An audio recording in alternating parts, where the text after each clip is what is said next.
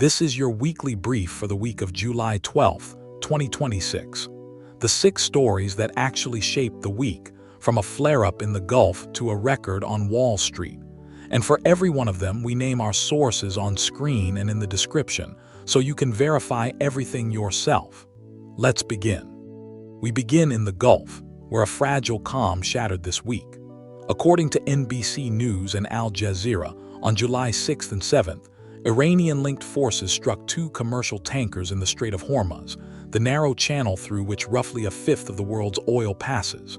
One was a Qatari liquefied natural gas carrier, the other, a Saudi supertanker. The ceasefire that had held since mid-June was suddenly in doubt. Speaking from the NATO summit in Turkey, President Trump declared that truce over and ordered the heaviest American strikes since it began. U.S. Central Command says it hit more than 80 Iranian targets, air defense systems, coastal radar, anti-ship missile sites, and over 60 Revolutionary Guard fast boats. Oil markets did what they always do when Hormuz is threatened. Brent crude jumped more than 5%, back above $78 a barrel. And then, just as quickly, the temperature dropped. By the end of the week, Iran was privately signaling that the tanker attacks were the work of an errant hardline faction acting on its own, and that Tehran still wanted to negotiate. Whether that's genuine de-escalation or simply damage control, no one outside Iran's leadership can say for certain. But for now, the immediate crisis has eased, even as the fundamental standoff, and the world's dependence on this one vulnerable waterway remains exactly where it was. Source: NBC News and Al Jazeera. Our second story is the deadliest disaster the world has seen so far this year. As reported by UN News and CNN, on June 24th, 2 enormous earthquakes struck Maracay State in western Venezuela just 39 seconds apart, a magnitude 7.2, immediately followed by a 7.5. It was the most powerful seismic event to hit the country in more than a century. The numbers are staggering. Through this week, the confirmed death toll climbed past 4,300, with more than 16,000 people injured. Around 800 buildings collapsed outright, nearly 190 of them leveled completely, and close to 600,000 structures were damaged. The United Nations estimates the direct cost at roughly $37 billion, and tens of thousands of people remain displaced, sheltering wherever they can. Recovery teams are still searching, still identifying the dead, weeks after the ground stopped shaking.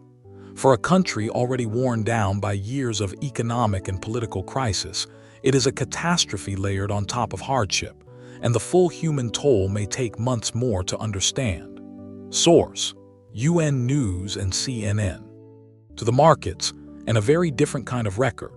CNBC and Fortune report that U.S. stocks powered into the second half of the year at all-time highs, lifted by a booming rally in semiconductors and artificial intelligence. On July 6th, the Dow Jones Industrial Average closed above 53,000 for the first time in its history, ending the day at 53,055. The S&P 500 finished near 7,537. Step back, and the run is remarkable. In the first half of the year, the S&P rose almost 10% and the Nasdaq nearly 13%, and the second quarter was Wall Street's best since 2020. But underneath the celebration, there's unease. Some strategists now warn that speculation has reached extreme levels, with forecasts for where the market ends the year ranging wildly, from around 7,100 at the cautious end to over 8,200 at the bullish extreme. That's the tension of this moment. The optimists see an AI supercycle that justifies the prices. The skeptics see a bubble inflating in real time. This week the market kept climbing, but the question of whether it can last only grew louder.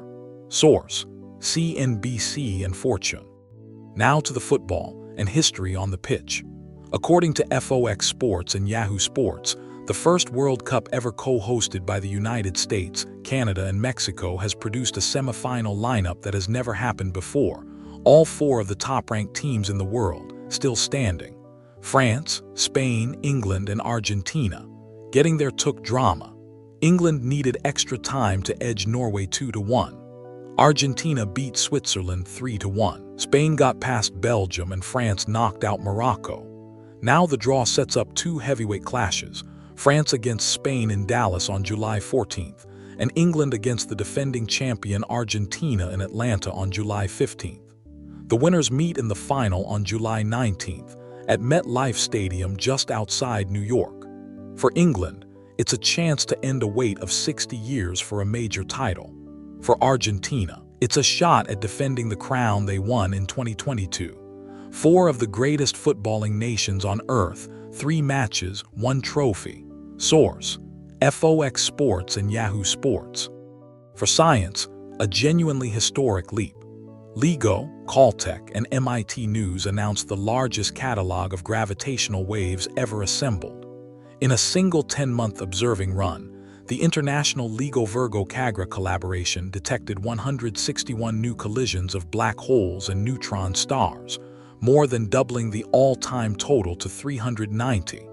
To put that pace in perspective, gravitational waves, ripples in the very fabric of spacetime predicted by Einstein a century ago, were first detected only in 2015. Now, with upgraded detectors and the Virgo instrument back online after a 4-year pause, scientists are catching 3 to 4 of these signals every single week.